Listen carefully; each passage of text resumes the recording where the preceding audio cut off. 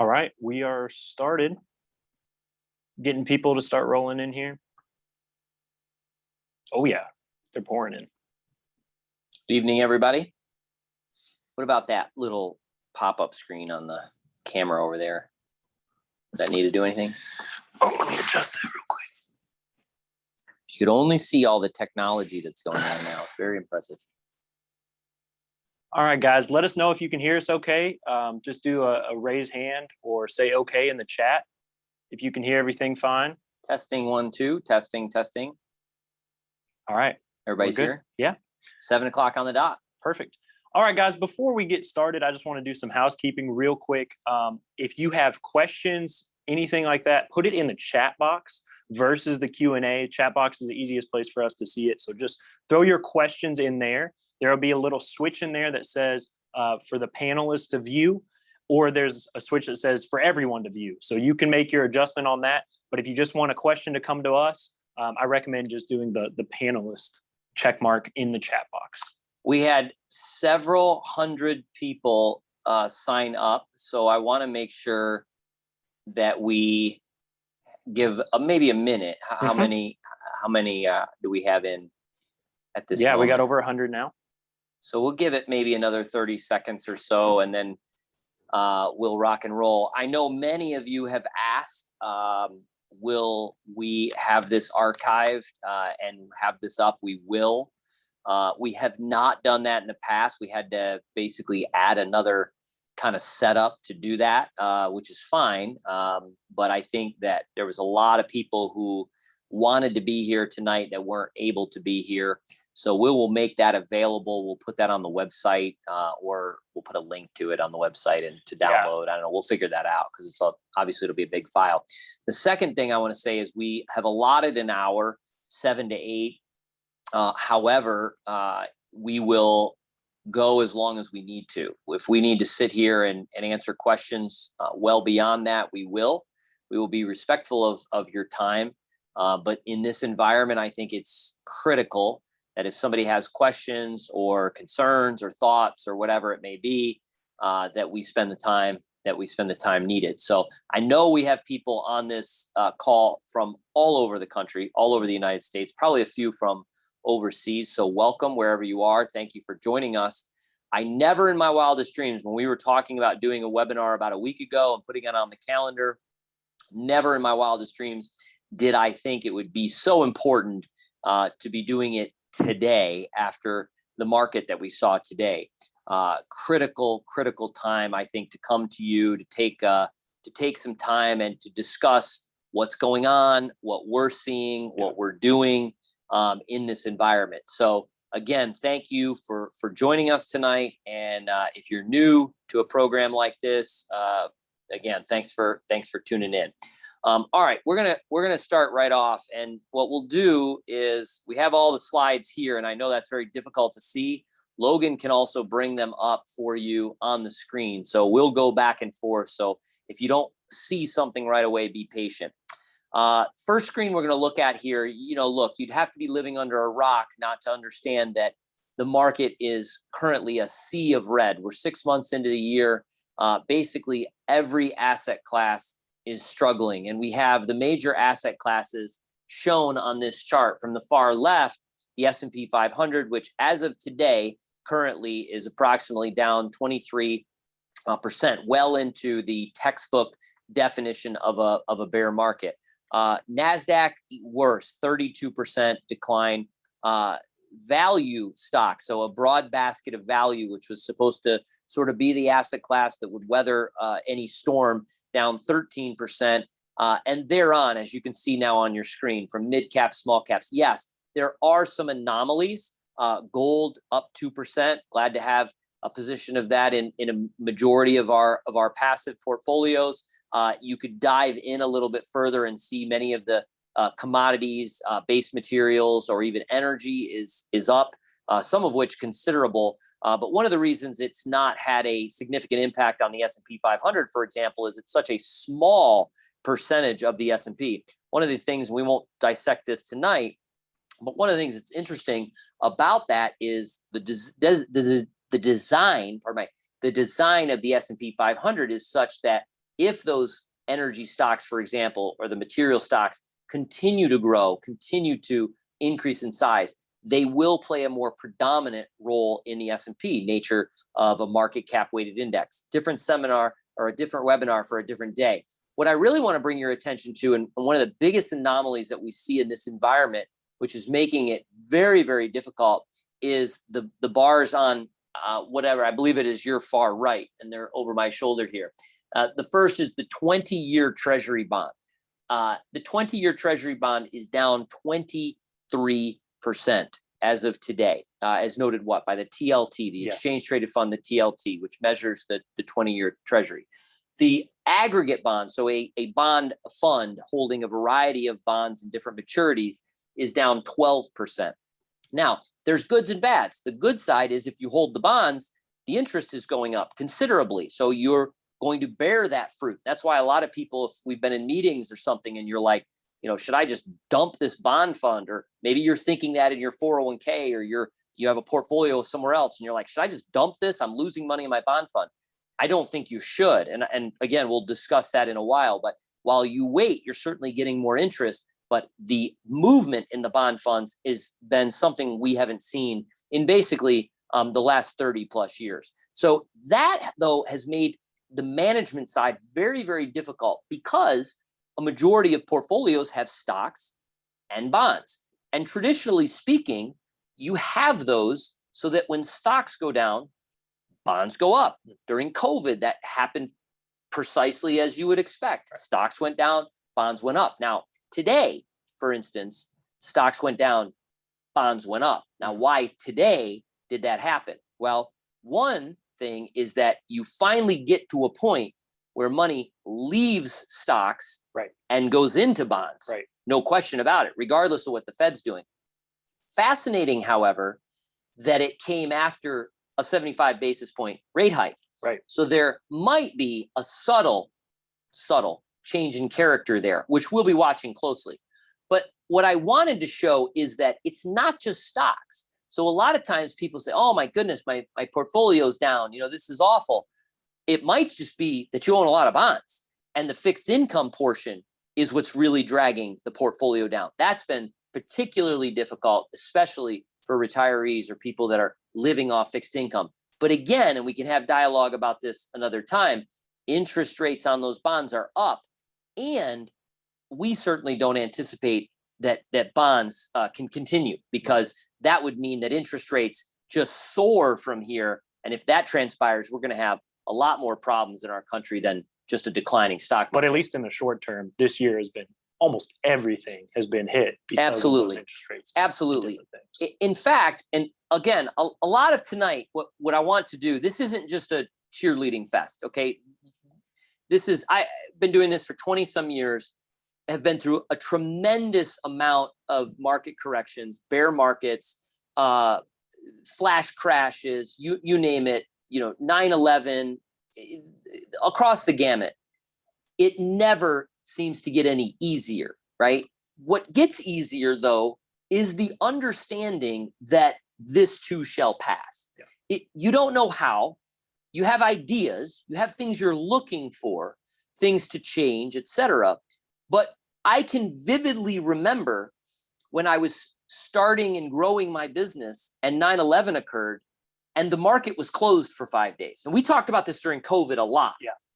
The market was closed. We thought we were going to war on our soil. Many people said, you probably need to find a new job. You're not going to have a business. We didn't know how we would get through that. COVID, which was just 2 years ago, businesses are shutting down. People are dying. You're sitting there going, how are we going to get through this? We have no idea. Now, again, I remember at that time speaking to people and going, we didn't know how we'd get through 9/11. We didn't know how we'd get through the financial crisis, but we did. We got through it because, as a very good friend of mine was reminding me today, we're still America. We still are America, and we still have the ability to pursue. We do have capitalism, and thankfully, hopefully, we still have free elections, which means we can, if we have a disagreement or we don't like the current administration, we can see them out. And so probably that happens. But my point is tonight, a lot of what I want to talk about is what is to be expected, because a lot of our webinars, whether it was the inflation freight train, whether it was the standard deviation and risk, whether it was the planning and making sure you were appropriately, prepared, led into this. And everybody sees those and goes, man, that's really good. I really like that. I learned so much. Well, guess what? Now we're in it. Right. Now we're in it where we have to return to that material and go, okay, we learned it. Now we're in the middle of it. Let's make sure we understand it and we are okay with it. What I really thought, JP Morgan put out a series of charts. They sent them to us. I really thought they were great, and I want to share them with you. Logan will bring them up on the screen. The first one that we're looking at here, and these are a little outdated because, believe it or not, they were just a few weeks ago, and the market has continued to deteriorate since then. The gray bars show you the overall average market return for a given year. However, the red little dots on there show you where the market was at one point during that year. So, for example, 2 years ago during COVID, the market obviously returned 16% for the year. But look at the red dot at one point in time was down 34%. And basically the pattern that you see is that almost every single year you have volatility that takes you down, but could potentially end up higher. Now, that's not always the case. And interestingly, a chart that we put together that we have shown before is a just visual representation of the market going back over basically the last almost 100 years. And I think what we've become accustomed to is the green. I mean, let's face it, right? We've just become accustomed to the green. When the reality is over time, we also have the red. Right. That happens. Now that's equity markets, right? That's the stock market. And again, we all know that. We all say we understand that. But in the midst of it, it's tough to stomach. And we get that. Now, what's interesting is if you look at this chart, this is a representation, a visual representation of bond returns. Now, what's interesting about this is you will notice that obviously since 1980, because we've been in a declining interest rate environment, bonds have generally been positive. Right. They have generally gained in value while paying interest. Yeah. This is now throughout the year, you might see a decline. Obviously, you can see that if you can squint on your screen, you see, maybe down 4, 2, 5, et cetera. Looked like early 1980, there was a big anomaly there. We were down 9 and ended up 3. But look at where we are today. This is the aggregate bond index and is currently, and this is again, just a few weeks ago, so it still doesn't even represent the damage that's been done right now. The current bond value is down 6%.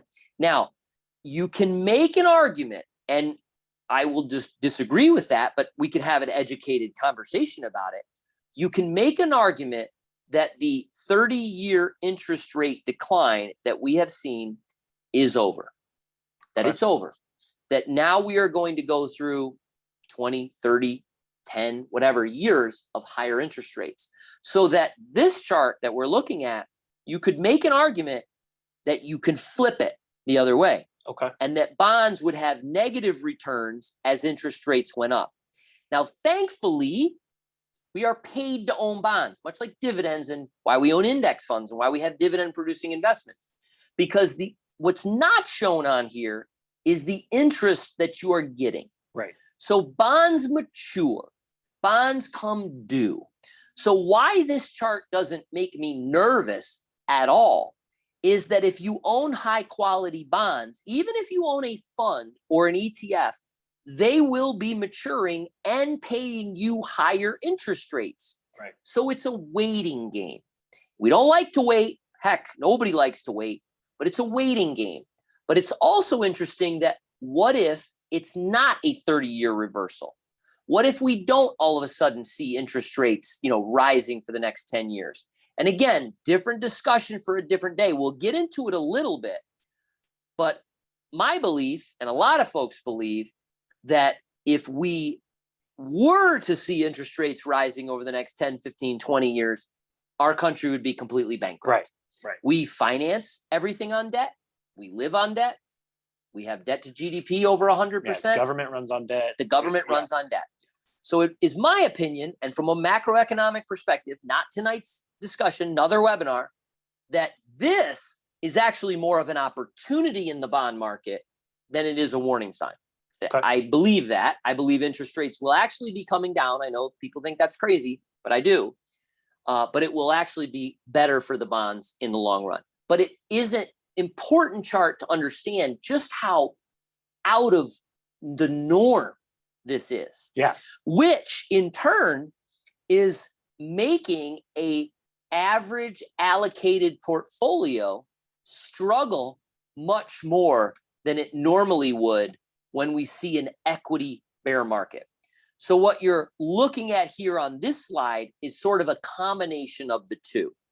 It's a combination of the equity side at 60% and the bond side at 40%.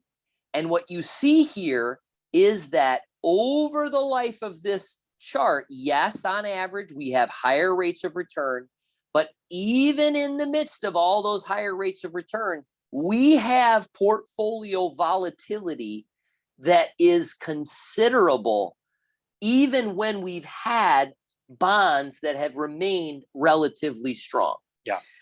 Looking on this is again a few weeks ago, so it shows a 60-40 portfolio down approximately 5-6% or something like that. Obviously, that has changed considerably as bonds have fallen, stocks have considered to fall. But nonetheless, that portfolio is kind of where the red dots are, if you will. Now, why are we showing you all this? Well, we're showing you all this to bring it full circle back to the video that we did on risk and standard deviation. Now, you haven't gotten a word in edgewise. I told you to interrupt me tonight. We're 17 minutes in. So what am I missing? What questions do you have already? So when we start looking at kind of your standard deviations, I wanted to let you go because you're on a roll, especially when you're talking about the difference between what's going on in the stock market, what's going on in the bond market, and why that's hurting us so bad. But that also affects kind of the probabilities of an entire portfolio. For sure. So when we start looking at this standard deviation, we're not going to go through your whole risk video, 50 minutes long. 52 minutes. 52 minutes long. But I do want to look at, and I'm going to share the screen real quick so that people can see what we're talking about when we reference that all the time. And just a quick version. When we look at this, and we're going to stick with the 60-40 portfolio. Why are we sticking with the 60-40? Well, vast majority of our clients are in that category. Exactly. A vast majority of our clients, for risk tolerance purposes, temperament purposes, et cetera. Some are less, some are more, some are considerably less aggressive, some are considerably more aggressive. But on average of 600 plus families or so, that is about the average portfolio makeup is around that 60-40. It's also a general, when you hear people talk about an asset allocated portfolio publicly or they write about it, it's typically what they're talking about. Right. So it's giving you a good mixture of your 60% stock side that we've seen decline, S&P 500, 23% this year, and then your 40% bond side, which has obviously been hit hard as well. But this chart is going to look at the long-term trajectory of what this portfolio has done. So we take the average. We start in the middle. Yeah. So let me, if I will, let me take the mic back and talk about this. Okay. So if you haven't, at some point, not now, but please carve out some time, go onto the website. It's near the top on the video section and watch this. It's very important. And the metaphor that we used in that video, which I thought was appropriate, was weather. Mm-hmm. Weather. On average, and I don't recall the numbers, but let's just say that on average in the state of Kentucky, our weather over a 365-day period averages 62 degrees. Okay. I don't know, making it up. It's 107 today. Okay. Unbelievable. 62 degrees. Okay. Well, that's an average. Right. But we have winter, we have summer, spring, and fall.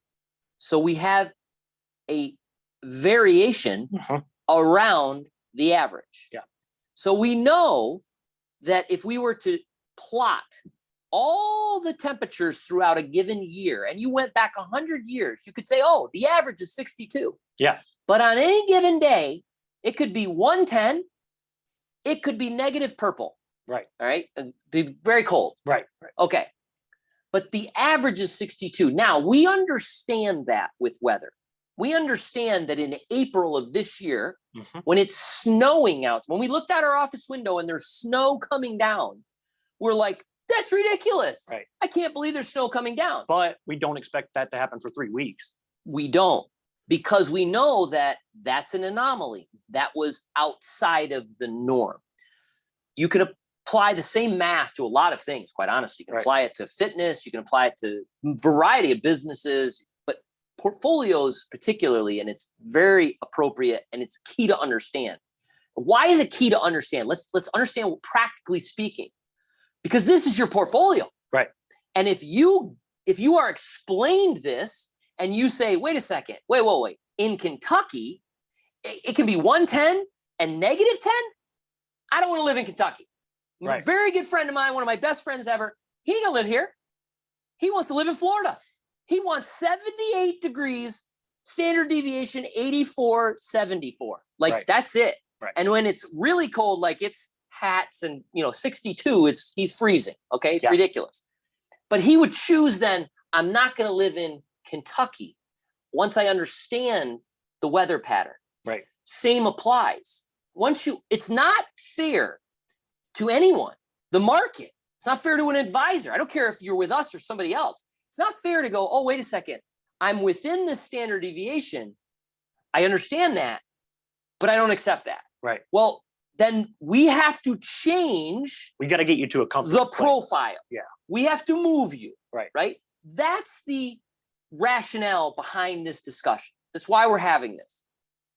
This is a real look of a historical 60-40 portfolio. By the way, it's not just the S&P and bonds. It's the diversified 60-40 portfolio. So large cap, mid cap, etc. Some gold, even. This is basically a makeup of our portfolio that we have. On average, over the long term, this is average 7.35 with a standard deviation of 9.6, which means that you add the 9.6 to the average to get the first standard deviation. Can you zoom in so they can see this? I'll keep talking about it, but I want them to be able to see this, which means that on average, you could have a high of 17% or a low of negative 0.23. Now, look above where this little dark blue is. Do you see how it says 1 sigma? That means 1 standard deviation. That means 68% of the time, 2/3 of the time, we can expect a range of -2 to 17. But that's only 68% of the time. What about the other 32? And yes, but at the same time, that 68%, the majority, if you're just the majority, is going to fall within that area. Yeah, it's 2/3 of your time. Exactly, 2/3 of your time. If you invest for 100 years, 68 years are going to be within that range. Right. That's pretty darn good. Right. However, there is going to be time, 32%, where you're not in that range. You have to venture out of that range to understand that it could snow in April. So what is that range? Well, you simply add another 9.6 to your 17 on the upside, which is 26.6, or you subtract it from the 2.3 on the downside to 11.9. That brings you to a 95% probability, which means 9.5 out of 10 years, right? 19 out of 20. Just keep doing the math, right? 38 out of 40. That's a lot. You are going to be between 11.9 and 26.6. That's what you'll be. Now, what have we been over the last several years?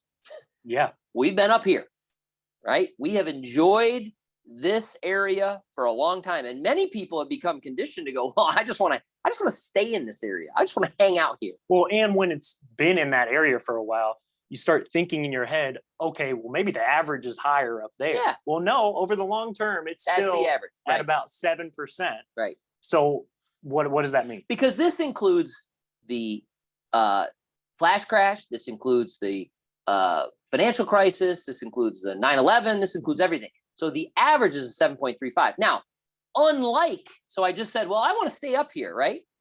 Unfortunately, this isn't the weather. Right. It isn't temperature, and you can't move to Florida, or you can't find the investment that says, I just want to hang out and up in here. It doesn't work that way in the investment world. So that's unfortunately a little bit different. But it's very important to understand that that's 95% of the time. Then you have the 4% of the time where you're above or below those. You could be above the 26.6, and that's great. Everybody's high-fiving. Oh, isn't that wonderful? Or you could be below the 12, all the way down to 21, 22, or even further, depending upon how crazy the environment may be at the time. Because again, the probabilities say that we have a percentage that could be far right or far left. Now, that's understanding standard deviation. And it's not enough for you to go, I don't understand that. I can't get that. No, you got to do it. You got to understand it. And you can't, I'm not going to learn how to the parts of a plane when the plane is going down, right? I'm not, my point is that if I'm on a plane and I'm experiencing turbulence, I'm not pulling out a manual going, okay, I need to know all about turbulence right now. Like if I'm genuinely concerned about turbulence on an airplane, which thankfully I'm not, I'm just not, I would want to know ahead of time what the expectations are. What is turbulence about? Why do I have turbulence? What can I expect in turbulence? What can I, is this normal? Is this not normal? Because I would want to know, not in the midst of it. Unfortunately, people don't operate that way. I see this a lot when people own individual stocks. They hear about it from their neighbor. They read about it in a magazine. They buy the stock doesn't work. Now all of a sudden they start learning about the company. Right. Oh, I better look into this. I better actually study what they do. I don't really know. It's not acceptable. That's gambling. If you're gambling, you're acting like the market's a casino. It's going to treat you like a casino. That's not appropriate. Now, let's look at where we are. Because where we are right now is the red triangle that says we are outside of 2 standard deviations below the average as it stands right now. Now, it's what, 7:30? The market's closed, had a nice meal, we're comfortable, day is behind us. You think, you know what? Holy cow, maybe that might be an opportunity. And it might be, but it might not be, because we could be still going to the left. So please understand, this isn't a methodology by which to go, oh goodness, this is the time right now. Oh yeah, this is it. No, that's not it's an understanding. It's an understanding of where we are, where we could be, where we could go, why we're there, etc. That's what tonight's about. Not a champion to go, oh, bye. Not. Yeah, it's great to be able to see where you are currently, but this is an annual graph. That's right. This is looking at the end of the year, December 31st, where you could land on this graph. So saying that, okay, we're here, that means we're automatically going up there is not correct. That's correct. Yeah. That what you just said is correct. Yes, absolutely. Now, why is understanding this so important? This is a chart we've used before as well, and I think it's just so critical, is because most people, instead of understanding how portfolios act throughout, they are very comfortable when they're on the right side or making money. Yeah. They're very uncomfortable on the left side or losing money, and therefore they allow that to make their decisions in investments.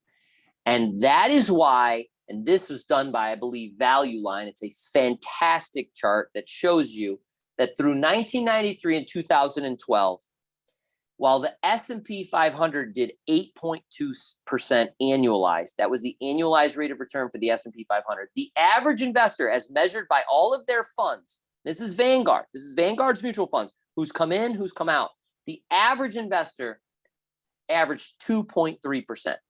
How is that possible when the S&P 500 was up 8.2? Heck, REITs were up 11.2. Even gold. How about bonds? 6.3, right? And oh, by the way, that's 2012. You carry it out to 2023, even now, or 2022, it's a better rate of return for the S&P on average. So how is it that the average investor did 2.3? It's simple. They sold when they were uncomfortable. They bought when they were comfortable at exactly the wrong time.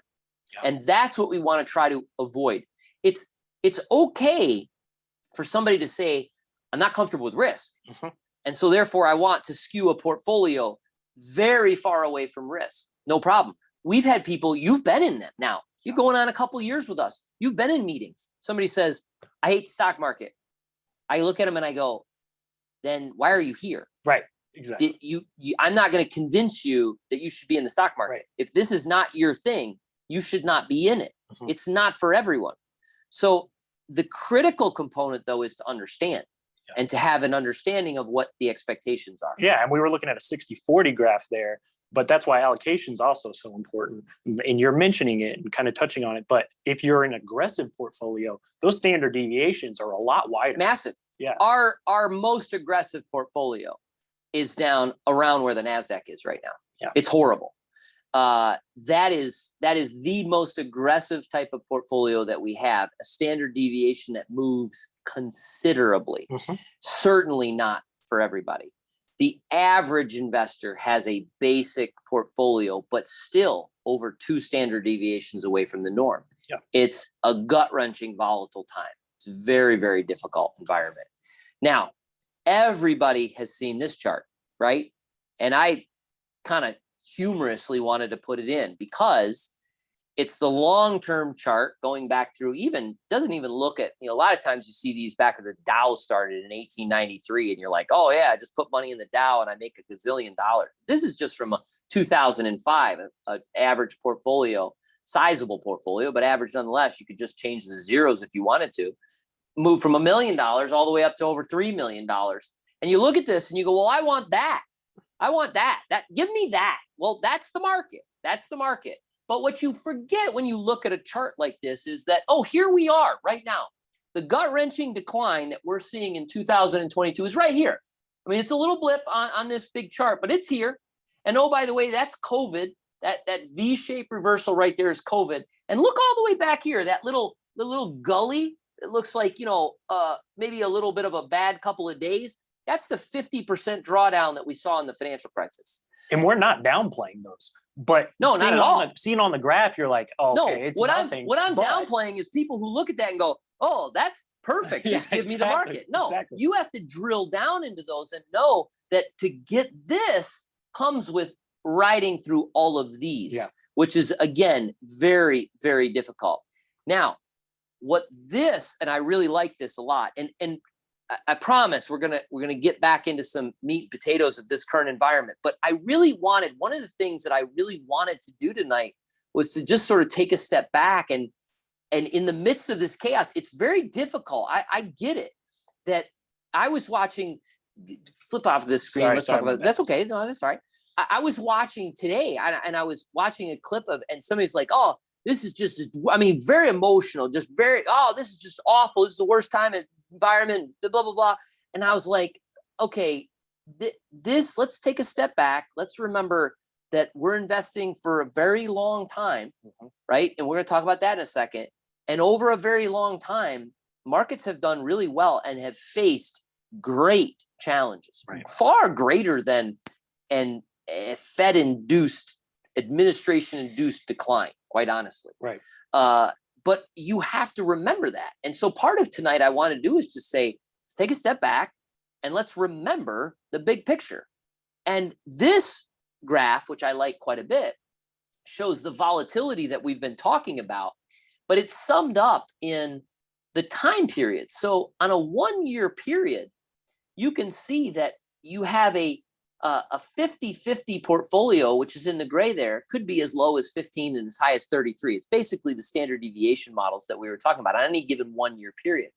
But on a 5-year rolling period, which means just every rolling 5-year period, all right, going back, and by the way, top left, look at that date, 1950.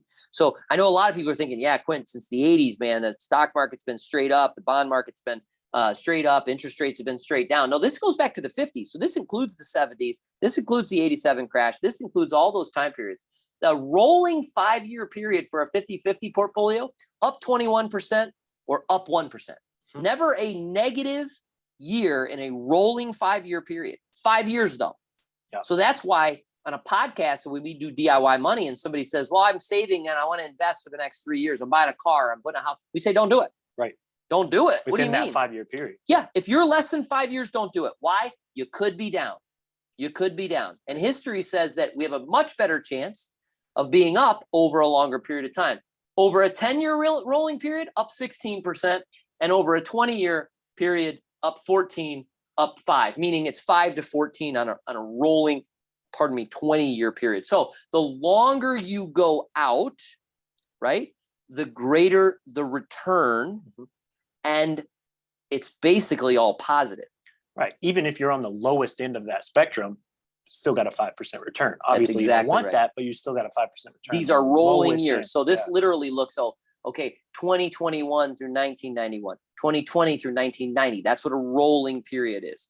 Now, why are we here? All right, let's talk about that for a moment, because I hear a lot of confusion about this, and I want to just touch on it, albeit briefly. I know we're already 35 minutes in, and we're just going to take questions, and we'll just stay as long as we need to. But this is the problem right here, right? CPI, 8.6% trailing annualized CPI. That's the inflation rate. Many things much higher than that, of course, but that's the booger. And it's not just that, inflation is high. It's the Federal Reserve's response to inflation. For a very long time, I would literally sit here and think to myself, well, surely they're not sure. First of all, they haven't, we'll talk about this. You probably understand. I mean, I've written about this. I've talked about this, and the Fed doesn't control oil at all. And we'll talk about the breakdown of CPI, but they could raise rates to kingdom come. I mean, they could raise rates as high as they want. They're not going to impact your oil prices. It's as simple as that. And you have an administration that's, determined to move away from fossil fuels.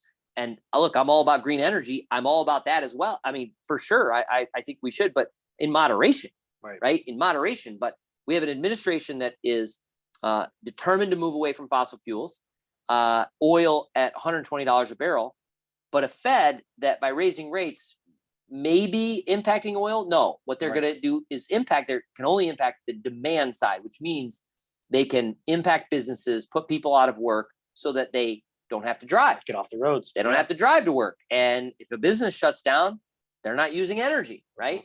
So ironically, the market is declining because of the Fed's response. What the market is saying, I want to make everybody very clear. The market is saying the Fed is doing the wrong thing. That's what the stock market is saying. The stock market is saying the Fed's actions is going to completely derail the economy. But this right here is why we're here. Now, I've heard a lot of people say, well, this is just like the 70s. In fact, this drives me crazy because I don't think many people have done a lot of work in historical examples of understanding what the 70s were like and why we had the inflation that we did. If you were on the Inflation Freight Train webinar, you should be well versed in why we had the inflationary pressure that we did in the 70s.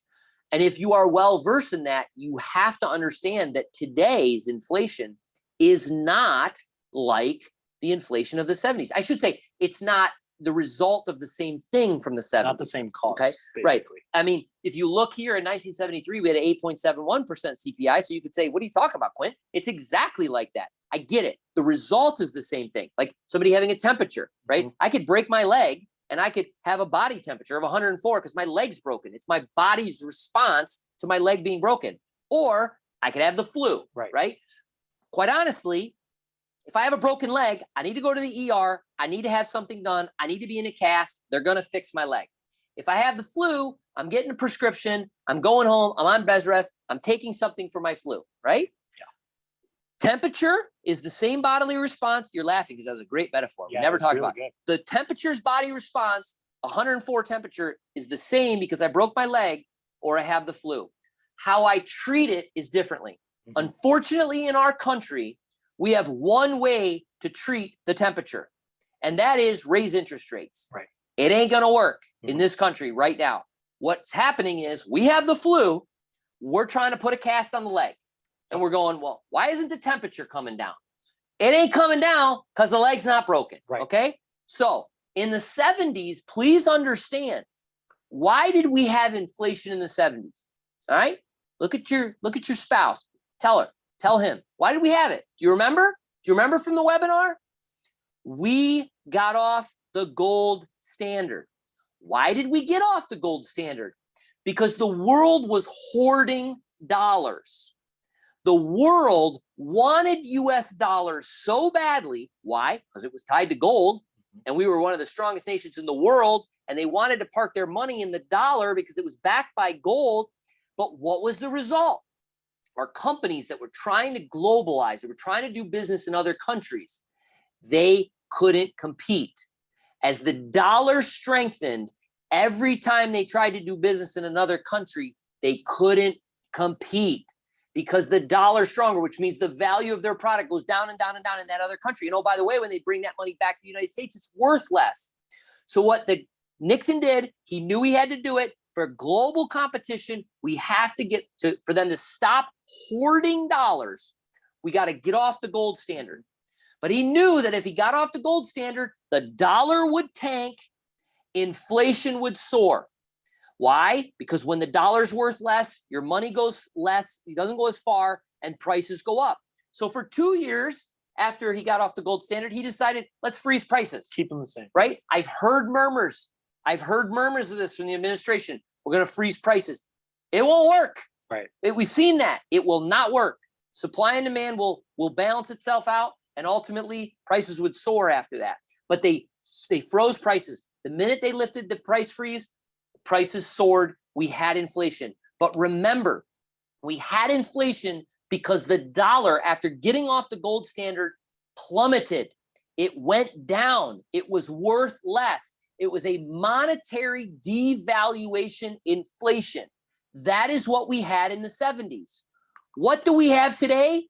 We have a strong dollar. This is the last 10 years of the dollar. Let me go back real quick. There's the US dollar against a basket of currencies previously. Go back. Bada bing, bada bing. I'm putting Logan on his toes. Here it is. Maybe. Nope. Oh, nope, boy. that Now we're at a website. What is happening? Anyways, Sorry. whatever. I can point to it. It's okay. Previous in the 1970s, 108 all the way down to 90, a dollar against a basket of currencies, right?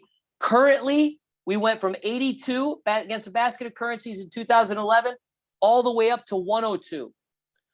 How is it then that we have such inflation if the dollar is so strong? We have inflation because of the COVID manufacturing shutdown and now an oil shock and an administration who will not change their energy policy. It's very simple. It is nothing that the Fed can change. Their actions are meaningless. Now, eventually, will they matter? Yeah, because if the market continues to tank and the economy goes down, people will be out of work.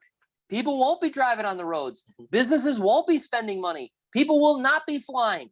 I'm not getting my Starbucks or taking my kids out to dinner because the stock market's going down. It's called the wealth effect. It's real simple. So yes, they eventually will probably be successful, but they'll derail the economy in the meantime. And that's what the stock market is saying. If there's a lot of people out there that are saying the Fed's not doing enough, they're crazy. They're wrong. Why are they wrong? I mean, why is the Fed doing this? Because the Fed has no control over oil prices. What I really wish those people who had really great podiums and have very large voices and they have great followings would, instead of championing the Fed doing more, I really wish they would say, what can we do in our country to really bring the prices down that are our problem? Mm-hmm. And what are the problem areas right now? Energy, oil, gas. That's it. Everything else that we saw during COVID that initially shook the CPI higher is coming down. Autos, what else is that? What else? So semiconductors that are coming into auto parts, the lumber prices, the other commodity prices are already starting to come down. But what's going up is the fuel, the motor fuel, the energy, the gasoline, etc. Airline fares. Why are airline fares going up? Real simple. Energy prices are going up. It costs a lot more to fly a plane. Plus, you pay people in their homes for 2 years and they want to finally go see their family and they're not going to squawk at another $100 or $200. But these are the areas that are going up in price. What is oil and energy impacting? Food, fertilizer, everything that moves in a diesel truck that now costs $7 a gallon to go from one area to the other is going to be higher in price. It all comes back to energy, but it is not a devaluation of currency issue right now. Right. I have many people I know that are on this webinar. I've had very intelligent conversations with very smart people that know your macroeconomics. And I know, just like me, I get it. Currency devaluation could eventually be a big problem. We might be talking about the dollar value declining on a webinar like this in the future, but that's not the problem right now. The problem that we have is oil and energy, and that's what's causing an issue in the market. And to Holy cow. reiterate, that is why the market is going down, because the market realizes the Fed's action is not going to change what is happening. That's correct. Well, what the market is saying is that the Fed's action is just going to hurt the economy. Right. It's doing nothing for the CPI. The CPI is still going higher, but ultimately it's going to derail the economy so much that the CPI will come down.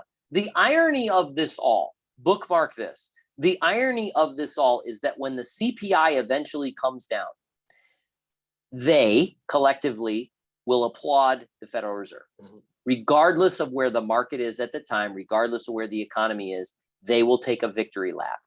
And it's very unfortunate because it will not be worth what they did to bring the temperature down. Right. So eventually, without medicine, my flu would go away, my temperature would go down. I have a cast on my leg. I don't have a broken leg. Right. So, it's not going to be great if you have grocery prices going down, but you don't have a job. That's exactly right. That's exactly right. All right. Now, that's what's happening. It's out of our control. I can get upset about the administration. I can get upset about the Fed. I can get upset about, that's fine, but I have no control of that. What I do have control of is understanding the ramifications, understanding what the possibilities are. And one of the possibilities is just like the 70s, regardless of why the inflation happened, the Fed took interest rates to 20. Now, I do not think that the Federal Reserve is going to take the Fed fund rate to 20. They want to target 3, right? So we're not talking about the Fed funds rate going to 20 like it did in 1980. But throughout that time period, we basically in the market had a lost decade. We had a decade where the Dow effectively went nowhere from 1970 until 1980. That is a real possibility. The result of that in 1970 through 1980, we had what's called stagflation. We basically had a situation where we had inflation, we had slower economic growth, and obviously we had an increase in unemployment. We had a situation where nothing really moved at all. Usually, in historical terms, when you see inflationary pressure, asset prices across the board, including stocks, go higher. Right. If we were having, in my opinion, a monetary devaluation problem, and the Fed was buying dollars to try and push that up, we would see gold soaring a lot more than 2% on the year. We would see stocks doing well as well. Mm-hmm. Why? Because it would be a rush to an asset class that's going to outperform cash. We don't see that. We see inflationary pressures for a variety of other reasons. Right. But ultimately, we could have a situation where we have a long period of time of volatility, as we see on this chart. Lots of movement in here. The 74 bear market was horrible, but ultimately no movement and no growth whatsoever. That is a real possibility. Now, one of the things that's important that I want to touch on is, okay, well, Quint, I'm retiring in 3 or 4 years. Mm-hmm. I can't afford a lost decade. My time period is the next 3 or 4 years. No, it's not. This is very important. I want everybody to understand your time frame is the end of your life. Right. The time frame to continue to invest to outpace inflation, which is the number one reason we invest, is the last day you take a breath. And that's why we run our plans out to age 92. Age 92 when we do a plan. Mm-hmm. This graph, I think, is very telling. The green bars are what I want to focus on. You don't have to if you're single, that's fine. But the green bars I want to focus on. This says that a couple age 65 has, if you look here, a 49% probability of one person living into their 90s. That means that if you are retiring at 65 years of age, your time horizon for you or your spouse, 50-50 chance that one of you has a 25-year time horizon. It would be wonderful If at 65, retirement date, etc., you could take all of your money and park it in a money market account, a savings account, and just draw off of it.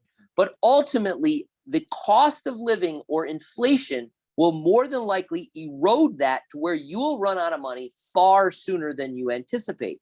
That is why you have to invest. Now, as you get older, your risk tolerance can go down. Your exposure to stocks can go down. That's fine. But ultimately, I want people to understand that unless you're 89 and you're on this webinar, your time horizon is all of those periods we talked about before, where the probability of success is much greater than right now. I even have to be reminded of that. I don't like losing money. I'm 45. My time horizon says I have somebody in my house will live another 45 years, probably my wife. Nonetheless, that's a very long time horizon. But today, losing money was terrible. Right. I too have to be reminded of that my time horizon, and even when I retire, I don't know if I'll ever retire, even when I'm older, 70, 75, my time horizon will still be the end of my life. Therefore, it's important for me, you at home, everybody to understand standard deviation, where we are in the portfolio construct, and what the expectations are, so that over time, you understand that on a rolling 5, 10, and 20-year period, your probability of success of making money is far greater than just the given year that you're in, which, as you can see, has incredible volatility on a one-year basis. Why? So that you don't fall into the camp of being the average investor that ultimately has a 2.3% rate of return because you sell at the lows and buy at the highs. How many people do we talk to all the time that during the good times want to allocate more and during the bad times want to allocate less? That's actually quite counterintuitive. It's easy for everybody to say, oh, markets are easy, buy low, sell high. Easier said than done. I wrote a piece, I believe it was last November. The piece was titled, and you can find this on the website, Raising the Caution Flag. Why was I raising the caution flag in November? Please read the piece. It doesn't talk about what I saw fundamentally. It doesn't talk about what I saw going on macroeconomically. It talks about what I heard from clients. Because for the first time in years, the same people that I was meeting with and I was trying to get invested and increase their risk or their exposure because of the opportunities that we saw, those were the people coming to me last November saying, do you think it's time to take more risk? That was very concerning to me. That was the first time in a decade. Now the pendulum has shifted exactly the opposite direction and no one wants risk. Take that for what it's worth. I'm not here to say that the bottom's in, today was all, I have no idea. Nobody knows. If they tell you they know, run the other way.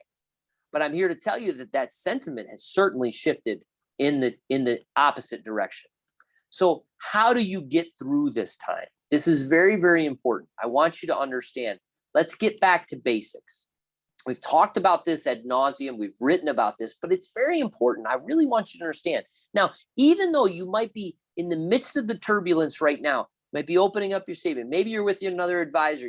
You're looking at your portfolio. You're down. I mean, everybody's down. Forget another advisor. We're down, right? You're looking at your portfolio, going, "Oh my goodness!" But even with that said, the last decade has been pretty darn good. Right. I mean, really good.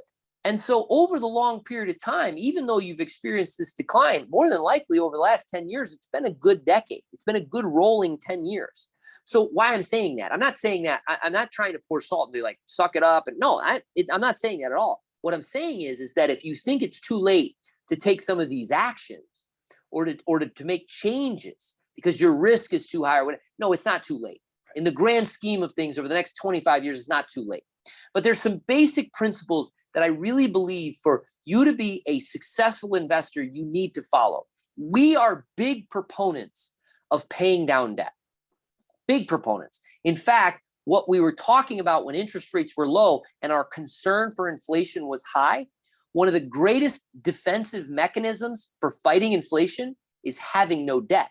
Why? Because if you have minimal fixed income payments, you can handle increased variable expenses. But if you are living paycheck to paycheck and you have an auto, a student, a fixed income mortgage, whatever it may be, and your variable expenses go up, you're in big trouble. Even if you are at or close to or in retirement and you're staring at some ancillary debt that you're concerned, maybe I should just get rid of, more than likely you should get rid of it. Now, obviously, the goal is to have everything paid off, the house paid off, everything. But if you're not there, ancillary debt outside of the house is, in my opinion, mandatory, has to happen. So having debt paid off is critical. Why? Also, it helps you to remain emotionally grounded to where when there's opportunity, instead of saying, oh my goodness, I'd rather just pay off this or pay off that. I shouldn't have invested. I shouldn't have done that. You have the debt paid off, you're investing, and you don't even concern yourself with it. The second principle, which again is very standard, but it's very important and worth repeating, is to make sure you have an emergency fund. Obviously, we just showed what can happen in a given year. We're in that year, 2022. We're over 2 standard deviations on the downside. Well, do you need that money right now? Maybe you're in a distribution phase and you are taking that money out, and that's fine. More than likely, your allocation is still appropriate. When we run plans, we account for portfolio volatility just like we're seeing. So more than likely, there's no concern there if you have a plan, if you're on a consistent distribution strategy. But if you're not towards retirement and you have an emergency fund that you can utilize if you needed to, if there was an emergency, you didn't have to withdraw more out of your portfolio, that's a critical component so that you can give yourself time. It's why when we do plans, we try to build in a 6 to 12 month emergency fund for all of our clients so that you can give yourself time to wade through the difficult environments. Now, how about the asset allocation? This is critical. Again, how much are you exposed to stocks versus bonds? Right now, everything's down.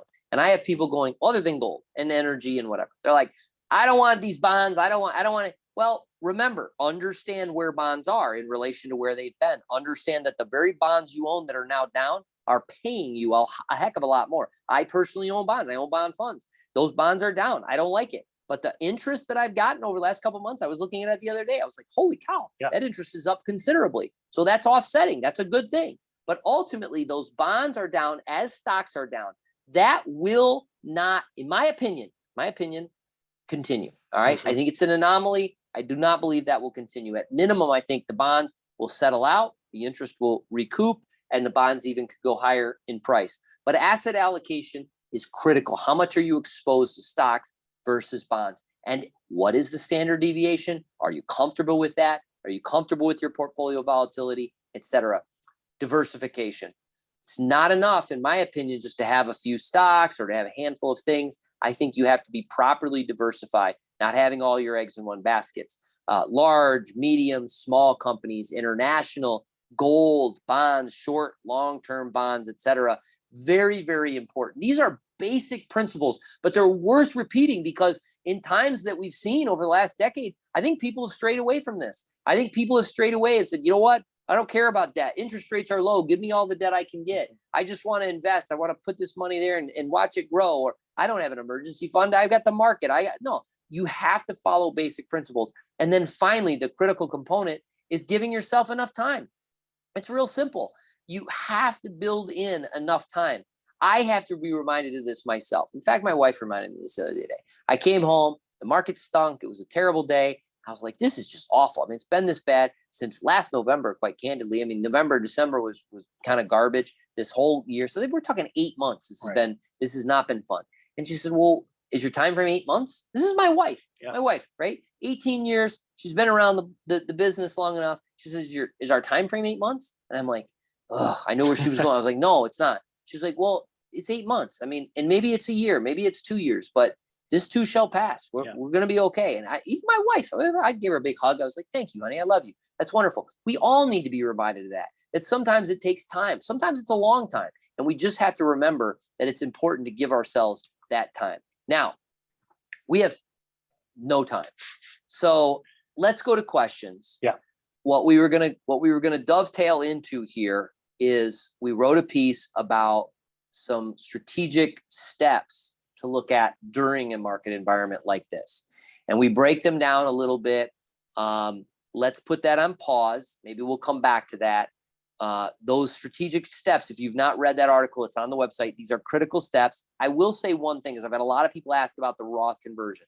The Roth conversion is probably most appropriate for somebody who is right at or very close to retirement right now. It's very important that that gap between when you retire and you have to take required minimum distribution, that's the ideal time, in our opinion, to do Roth conversions. So many people have reached out, I'm 55. Should I do Roth conversions? No, probably not. You're making, good money. Your income bracket's too high. I'm 74. I'm taking on my RMD. Should I do Roth conversions? No, you're taking required minimum distribution, et cetera. So I've had a lot of questions on that. Let's wait on that. Let's maybe not even get into it tonight, but reread that article. Happy to answer questions. You can reach out with questions, but that's where we were going from here. But I think we've covered enough. Let's hit some Q&A and we'll go from there. All right. So again, if you want to ask a question, put it in the chat box. We'll go through them and then we'll kind of start knocking some of these. Let's see here. Okay.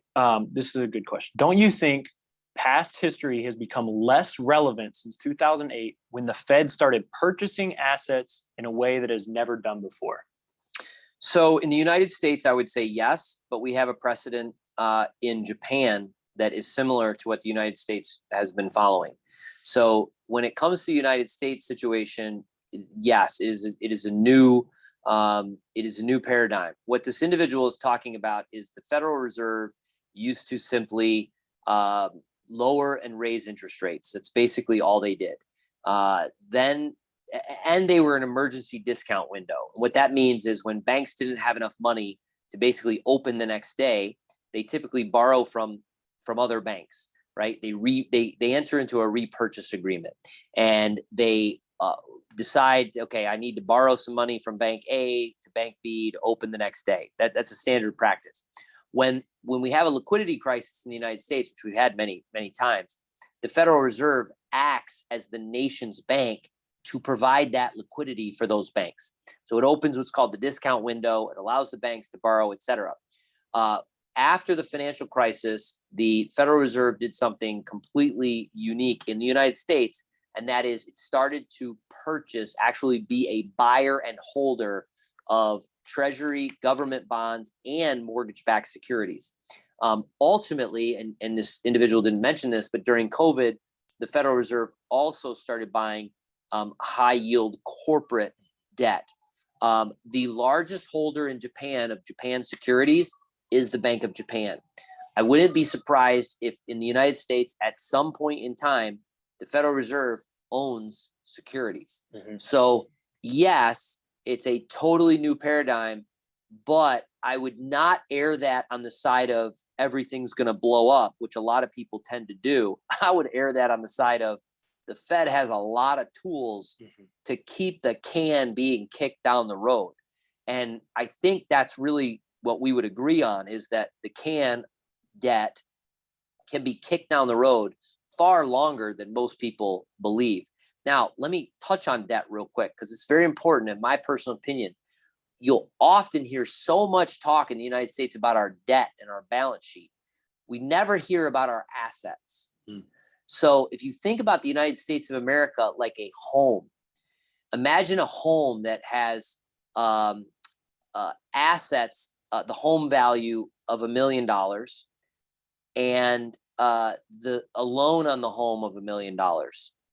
But the person makes $200,000 a year. Okay. That's a terrible example. Let me take a step back because it's debt to GDP. We have debt in our country that equals our GDP, right? 14 trillion or whatever it is. We have debt of 14 trillion. What that equivalent would be is we have income, we produce income of 14 trillion. So imagine somebody has income of $200,000 and they have debt of $200,000. That's debt to GDP, debt to income, okay? They don't ever talk about our asset side. They don't talk about the value of our land, our resources, anything, you name it, our population growth, et cetera. Well, actually, population growth's been on decline. That's bad. Our population. They only talk about our debt to our GDP, our debt to our income. But if this was a person, if they had $200,000 in debt and made $200,000 a year, people would loan them money all day long. It'd be fine. Exactly, because their house is probably worth $1 million, $2 million, whatever it may be. So in the United States, I believe it or not, I'm not that concerned as long as we continue to see productivity and economic expansion. That's why I don't have a problem with debt to GDP. I think we are well equipped to handle debt to asset levels in our country. And oh, by the way, we have a perpetual income stream because we keep having people who are working, unlike the individual who eventually dies. Yeah. So, but in that scenario, we need to still see growth in the economy. We need to see growth in the economy. Absolutely. And that's what we kind of mentioned early on in this webinar, is that we have the belief that America will prevail and continue to grow over the long term. We will go through periods. We're probably in a recession now. I would be shocked if we didn't see negative GDP in Q2, which is the actual definition of a recession. I'll be amazed if we actually have that definition. Then people are like, well, we're not really in a recession. That's the definition of a recession. Two negative quarters of GDP. We had Q1 was negative GDP. That shocked many, including me.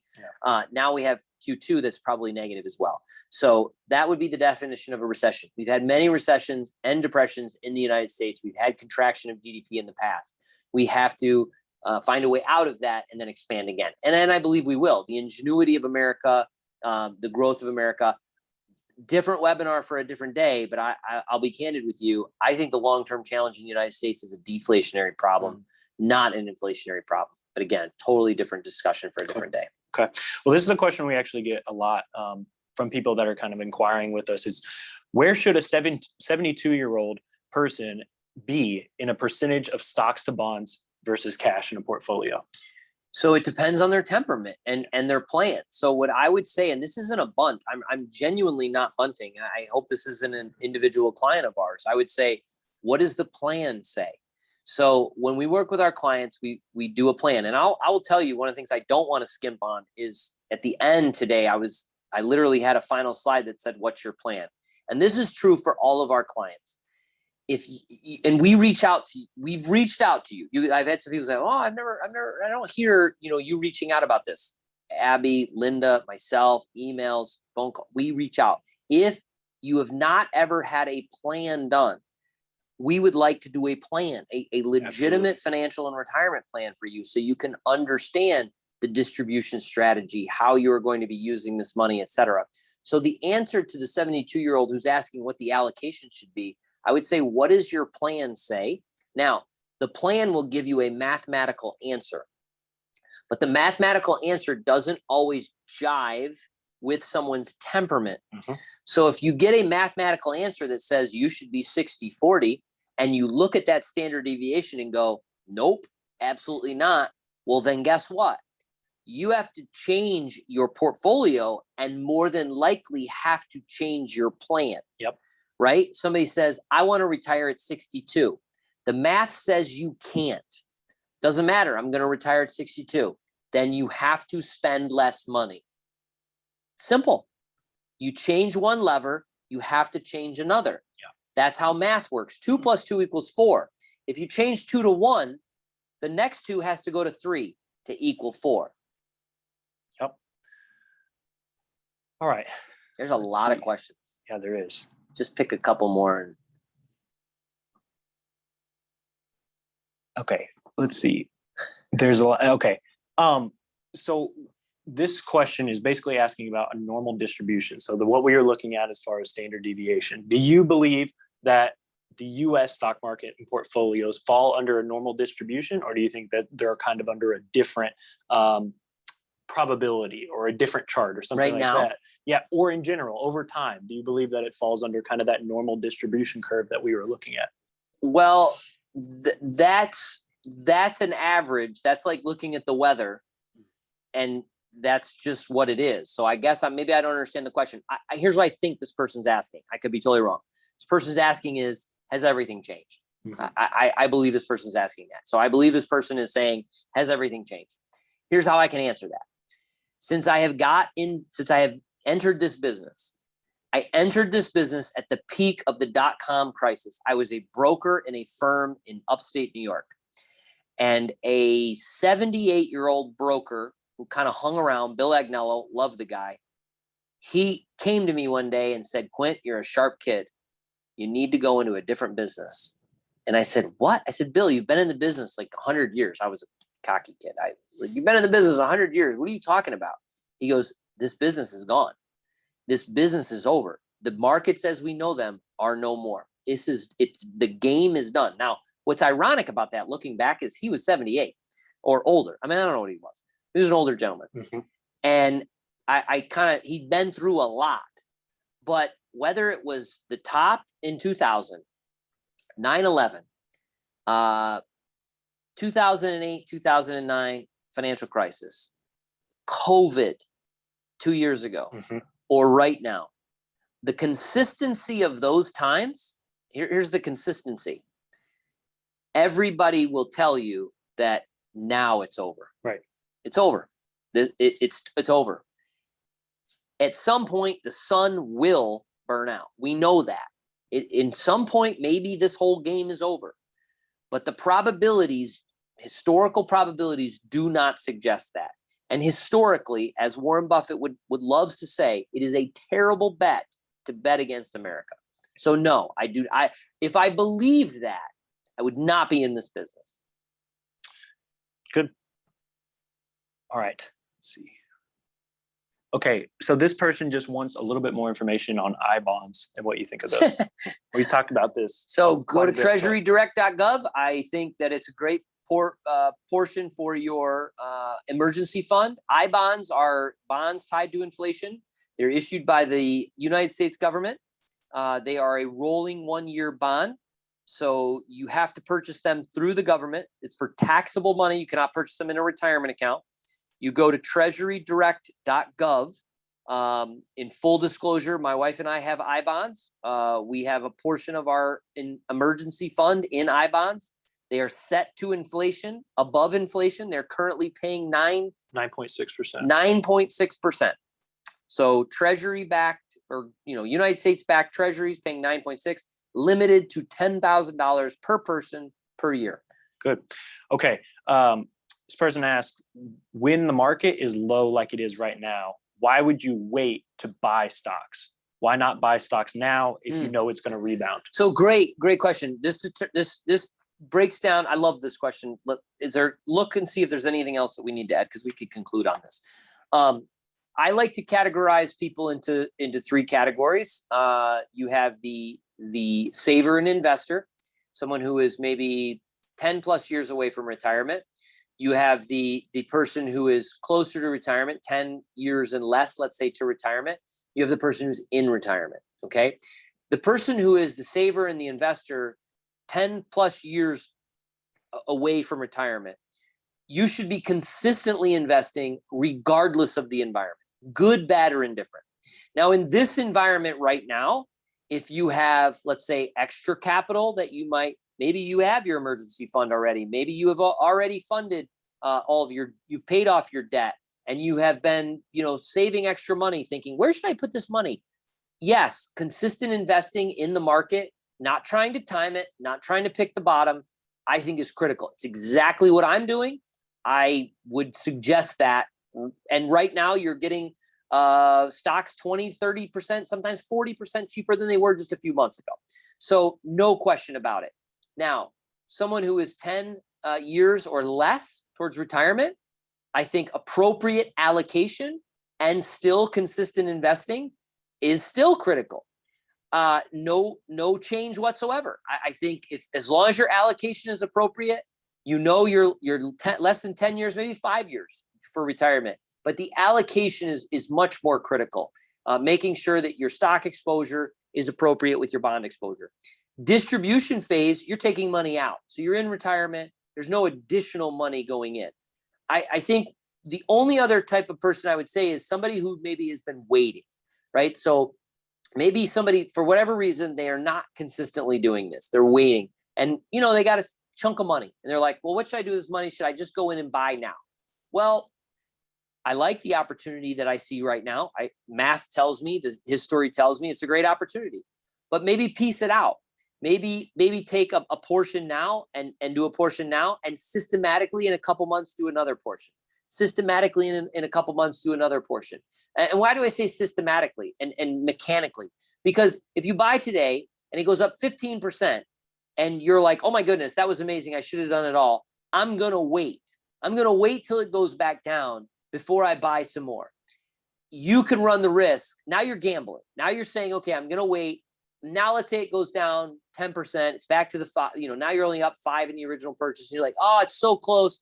But now it rebounds and it's up 20%. You're like, oh, I should have. It's the same mentality of when someone says, I want out, and they get out. And now they're on the sidelines and they're trying to determine when to get back in. And if they were right, if they got out at the right time and the market goes down, they timed it on the correct side. I have seen this so many times. Somebody gets out, the market's declined, they're sitting in cash, they think they're a genius. Now it's a lot lower. And you go, you just avoided 20%. You want to, no, I'm not going back in now. It's going to be worse. This time is different. I mean, I just protected all my money. Now it starts to rally and they go, oh, shoot, I should have done that. Well, I'll wait. I'll wait till it comes back down. Maybe it comes back down a little. Maybe it even goes. The worst thing is when it just goes back, because then they'll never buy. Right. Then and it goes all the way. There's like, see, that's a sucker's game. I'm never going to buy. I have seen people who got out at Dow 10,000 after the 08 and 09 crisis who never got back in. The market's terrible right now. But we just broke what, 30,000, 29,000, 28, yep, whatever we're at. I know people who are still on the sidelines from 10,000. So, 6 one ways, half a dozen the other. Mm-hmm. I think systematic allocation, diversification, long-term horizon is critical. Yeah. I'm going to let Quint wrap it up in just a second. But one thing I've seen in quite a few of these questions that have come through is questions about questions that can only be answered by your individual plan. So there's a lot of questions that are rolling in here about when should we take Social Security? What do you think about doing this in our situation? We can't answer those questions really without a plan. Yeah. So that's great. You just set me up perfectly. So I would say majority of people on here are clients. So if you're a client, you're asking a specific question about Social Security or whatever it may be, let's set up a time. Let's set up a meeting. I mean, if I was as smart as him 20 years ago, I mean, this is one of the sharpest kids I've ever met in my entire life. Daniel, certified financial planner, now been with me for 15 years. We have a team. It is not just let's call up Quint and talk to Quint. More than likely, I'm going to go to Daniel or Logan and go, what do you think about this? So give us a call. One of us can sit down with you, go over your existing plan if you have one with us. If you've been a client and you've not done a plan, let's do it. If you did a plan 5 years ago, let's revise it. Let's do that. If you have an advisor, this was an objective to talk about markets, to get an understanding about where we are. This is not a steak dinner sales pitch. So if you are out there and you have an advisor and you need to call them, you call them. You sit down with them, initiate that conversation, dialogue with them, talk about a plan, ask what your standard deviation in the portfolio is. They should have all those things at the ready. That's perfectly fine. If you run into a roadblock, if you're like, I don't even hear from my guy or my gal, and you want to sit down with us, let us know. Love to sit down with you. No problem. But go to your person first and have that dialogue, because maybe they've tried to reach out. I don't know. Maybe they've talked about it. But planning your individual situation, I cannot stress enough, as Logan was just saying, is so much greater than what the market did today, last week, this year, next year. It goes through your life expectancy. That's your plan. That's the definition of your time horizon. Thanks so much for joining us tonight. I know we had several hundred of you on here. Thank you very much. Really appreciate when you tune in. Hopefully you found some value. If we can be of assistance to you at all, please do let us know. We'll reach out, and thank you for joining us tonight. And there'll be an opportunity if you want to connect with us. Great. If not, no problem. We'll keep doing these. The response we get is fantastic. The subject matter, obviously, there's a tremendous amount of things we can talk about, especially in this environment. Logan, thanks so much for all you did, setting all this up and curating the whole thing. You did a fantastic job. We'll see you later. Hang in there. And remember, we will get through this. Things will improve. America's strong. We will. get through this.